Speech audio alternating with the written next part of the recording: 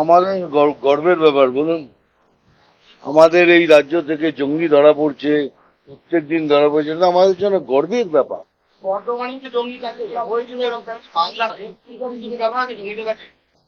ভাই বাংলা জঙ্গিদের এটা একটা কি বলে সেফ হেভেন হয়ে গেছে এখন পশ্চিমবঙ্গ। যেখান থেকেই দেখুন ওইখানকার বর্ডার, কাশ্মীরের বর্ডার বন্ধ হয়ে গেছে, তোরা পাকিস্তান হয়ে বাংলাদেশ হয়ে এখানে ঢুকে পড়ছে। মানে এটা একটা আমাদের জন্য বিরাট গর্বের ব্যাপার, পশ্চিমবঙ্গে জঙ্গি ধরা পড়ছে, জঙ্গিরা তৈরি হচ্ছে, বিরাট ব্যাপার আমাদের জন্য।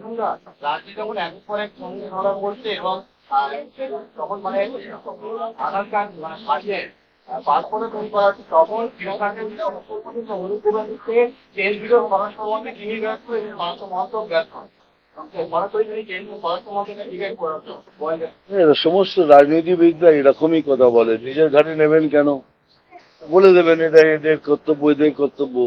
ওই প্রিন্টিংটা হচ্ছে কোত্থেকে, আধার কার্ড হচ্ছে তৈরি হচ্ছে কোত্থেকে, নিশ্চয়ই এখানে কোথাও মেশিন আছে, সামথিং সামওয়্যার।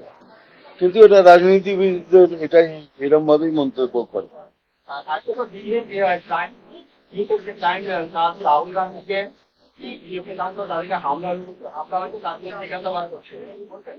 দেখুন এই ব্যাপারে এটা মুখপাত্রই বলতে পারবে, আমি বিজেপির মুখপাত্র নয়, এটা বলতে পারবো। অভিযোগ করছে যে বাংলা জঙ্গিত নিরাপদ আশ্রয় এবং সরকারি হচ্ছে দক্ষতা এবং কুশল নীতি আর ওদের এখানে আর এদের তো এটাই তো আমি বললাম, এটা আমাদের গর্বের ব্যাপার। এখানে এসে সমস্ত জঙ্গিরা তাদের ট্রেনিং পাচ্ছে, তারা তৈরি হয়ে যাচ্ছে অন্য জায়গায় এইসব সরকার ফেলানোর জন্য।